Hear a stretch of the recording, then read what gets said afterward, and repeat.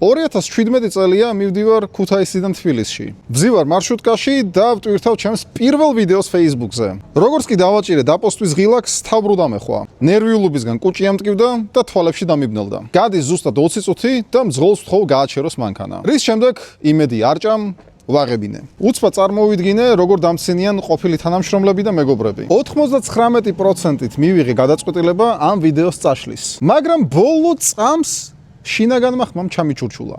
თუ ახლა ამ ვიდეოს წაშლი, ძალიან დიდი ალბათობით ვერასდროს დაუბრუნდები კონტენტის შექმნასო. რა იცი, იქნებ მართლა რო წამეშალა ეგ ვიდეო, სად ვიქნებოდი ახლა? ჩემს ერთ-ერთ საყვარელ ფრაზას გაგიზიარებ. როდესაც 1000 გვარი შინაგანი ხმა გაბრკოლებს მოქმედებისგან, მოусმინე იმ ერთადერთს, ყველაზე ჩუმს, რომელიც გეუბნება, რომ მზად ხარ, შენ შეგიძლია. თუ უკვე ჩემ გარაშეც იცი, რომ კონტენტის შექმნამ შეიძლება შეცვალოს მთელი შენი ცხოვრება, როგორც გაყიდვების გაზრდის და ცნობადობის გაზრდის კუთხით, მაგრამ ჯერ არ იცი, საიდან დაიწყო, მომწერე და ვიბაასოთ პირადში.